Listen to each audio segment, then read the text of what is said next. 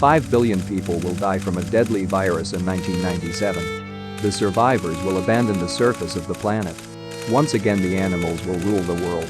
Excerpts from interview with schizophrenic patient, 1990. We hear a shot and we see a frightened kid seeing what is happening. An armed man is wounded and a woman runs towards him, but there is nothing that can be done. Suddenly, we see another man waking up from what appears to have been his dream. His name is James Cole, and he is a prisoner in a post-apocalyptic society that has been forced to live underground. His friend Jose informs him that he has been chosen for a supposedly voluntary job. Cole knows that many prisoners do not return from that job or come back crazed. He is taken with a hook to another environment where he is dressed in special protective equipment to go to the surface of the earth. The whole city is desolate, and we assume the same has happened to the rest of the world. Cole collects the samples of life that he can catch, like insects. On his way, he comes across an old sign that says, "We did it," next to a symbol of a monkey with a 12 on top. When he returns, he is heavily disinfected and brought in front of a group of scientists. They offer Cole to reduce his prison sentence in exchange for doing a special task that would allow humans to go back to living as before. They chose him because the task requires a person with a tough mentality. We jump back in time, 1990 in Baltimore. A psychiatrist is asked to attend to a subject who was found disoriented, with psychotic and highly aggressive behaviors. That guy turns out to be Cole. The psychiatrist's name is Catherine Rayleigh, and she tries to help him. He is quite disturbed and says that he needs to collect certain information. He also believes that he is in 1996, but Rayleigh reveals that they are in 1990. Cole is taken to a psychiatric hospital. There he meets Jeffrey Goins, a quite histrionic patient who teaches him the place and seems to like him. You're here because of the system. The doctors at the hospital interview Cole to try to understand him better. He tells them that between 1996 and 1997, 5 billion people died from a virus, which is almost the entire population there was in the 1990s. Obviously, they do not believe him. Cole wants to call the scientists of the future so they can help him.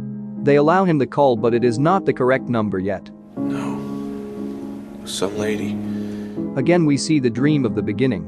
Cole wakes up at night in a general bedroom with other inmates. Jeffrey comes to talk to him about how to escape from this place. He implies that his father is an important man, but gets quite agitated and draws the attention of the staff. Wait till you morons find out who I am! My father's gonna be really upset. The next day Jeffrey is back. Cole watches animal experimentation and comments. Maybe the human race deserves to be wiped out. To which Jeffrey responds by saying it's a great idea. He then reveals that he got a key to escape, but one drawback is that Cole is not completely lucid as he was given sedatives. Anyway, Jeffrey makes a fuss to distract the staff, and Cole escapes the room with great difficulty thanks to the key, but still does not leave the building. He tries to go unnoticed, but they end up finding him, subdue him and tie him to a stretcher. The head doctor scolds Rayleigh for not taking the right steps with Cole, but a nurse interrupts by reporting a problem. Cole, having been fully sedated and bound, completely disappeared. Once again we return to the dream. We see the same child observing how a man is escaping from the police. That man is Jeffrey. Cole wakes up in the present of the beginning of the story. He informs the scientists that they sent him to the wrong year. They show him photos of objects and people to find out if he encountered any on his journey to the past. Cole recognizes Jeffrey and accepts the opportunity to try again to obtain information on how the deadly virus originated.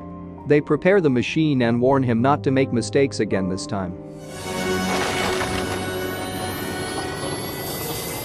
By accident we find ourselves on a battlefield in the First World War. Cole does not know what is happening, and one of the soldiers shoots him in the leg. The machine works properly this time, and it is now November 1996. Psychiatrist Rayleigh is giving a presentation on people who have made predictions about the end of humanity throughout history. After the exhibition she meets Dr. Peters, who tells Rayleigh that the apocalypse alarmists are the ones who are right.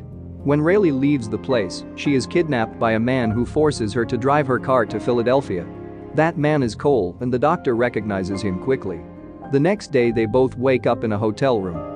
Cole had the same dream again, but this time he managed to see that the woman is Dr. Rayleigh herself, who is tied up in another bed to prevent her from escaping. You were my dream just now.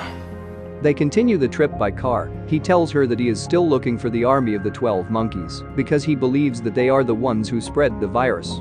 In the middle of the road, Cole makes Rayleigh stop the car because he finally saw paintings of the symbol of the 12 monkeys. She has the opportunity to escape, but she decides to follow him. They follow the paintings to an abandoned theater and are attacked by 2 thugs, but Cole defeats them and takes a weapon they had. They leave the place and he recognizes a pig's head that was in one of the photos that the scientist showed him. He knows that he must enter that building. And once inside, he forces some young people to tell him everything they know about the army of the 12 monkeys. It turns out that Jeffrey Goins is the founder of that group, that his father is a famous virologist, and that Jeffrey has engaged in all kinds of vandalism and activism.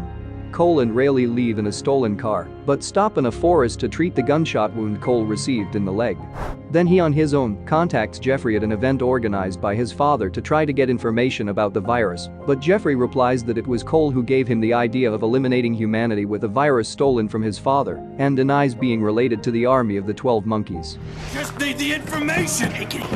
For having attacked Jeffrey, the guards catch him, but Cole breaks free and escapes. He runs back to the forest, where he was with Rayleigh, and opens the trunk of the car where she is.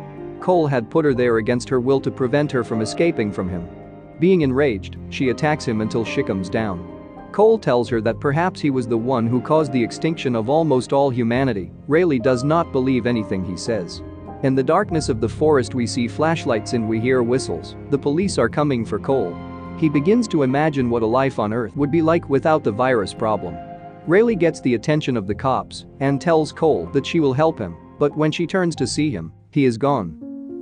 Rayleigh is now at a police station explaining everything that happened with Cole and returns home, still shaken by what she lived through. He is now in a recovery room and the scientists of the future appear singing to him because they know that he likes music. They congratulate him on the good job he did getting information about the 12 monkeys, but Cole is upset because he thinks he is getting crazy, so they sedate him. Rayleigh is having nightmares when her phone starts ringing. It's a cop who examined the bullet she extracted from Cole's leg. Turns out it is a bullet that was fired before the 1920s. Rayleigh is shocked and searches through her documents for a photo that confirms her suspicions. Cole was actually in the First World War. Rayleigh calls Jeffrey's father, the renowned virologist, to alert him about the safety of his laboratories. He underestimates her warnings. In that room, Dr. Peters is working, the same one who attended Rayleigh's presentation. We briefly return to the future, where Cole goes over the origin of the virus with the scientists before being sent back to the past. Rayleigh is on the street trying to get the attention of those in the building that she had previously gone to with Cole. Inside is Jeffrey and a group of activists getting things ready for a plan. Cole appears from the crowd and Rayleigh takes him out of the place as the police are chasing him. In a ruined area of the city, they arrive at a hotel and rent a room for an hour. The receptionist seems quite suspicious and calls someone. In the room, Rayleigh and Cole go over everything that has happened since the last time they saw each other. The roles seem to be reversed. He now believes that he is crazy, but she believes that he was really telling the truth. What Cole wants now is to stay with her in this time. Suddenly, a pimp breaks into the room, thinks that Rayleigh is a prostitute and beats her. Cole attacks him and takes him to the bathroom to remove a tooth. Says I'm not crazy. This is how they find us. They both escape and Rayleigh calls the number the scientists gave Cole. With that call they confirm that indeed Cole's delusions were real, so they go to a store to buy new clothes and accessories to avoid being recognized. While this is happening, Jeffrey and a group of activists head out to carry out their plan and have his virologist father kidnapped, who is disappointed that his son is insane. The group goes to a zoo to free the animals and lock Jeffrey's father in a cell. While in a movie theater, Rayleigh gives Cole a mustache and a wig. She dyes her hair blonde. That's when Cole confirms that the woman who appears in her dreams was always Rayleigh. They both decide to go to Florida before the apocalypse, since Cole had never been to the sea. The next day, they go to the airport and Cole recognizes that this is the place where his dream occurs.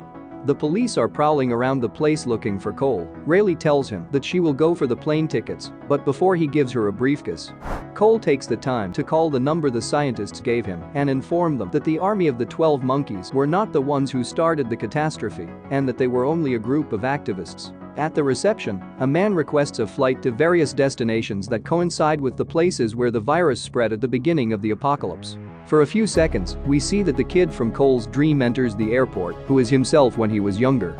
Meanwhile, Cole meets his old friend Jose, who is aware of everything that has happened and gives him a weapon with which he must shoot a target. Rayleigh sees Dr. Peters, who is the one who bought the plane tickets to various places on the planet, the same apocalypse alarmist who attended Rayleigh's presentation, and who works with dangerous viruses together with Jeffrey's father.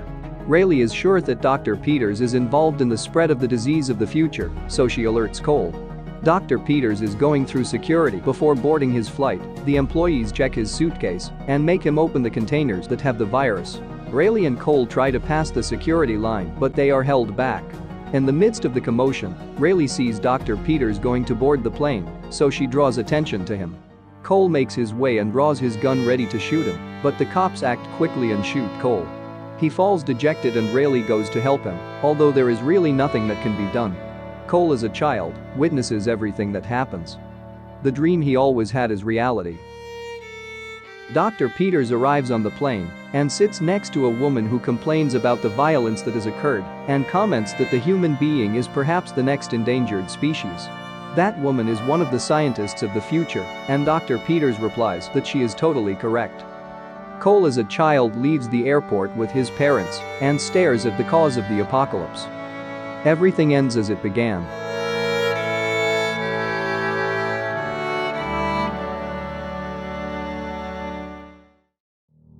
That's all for today. If you liked it, don't forget to subscribe and share this content to support it. And as always, thank you very much for watching.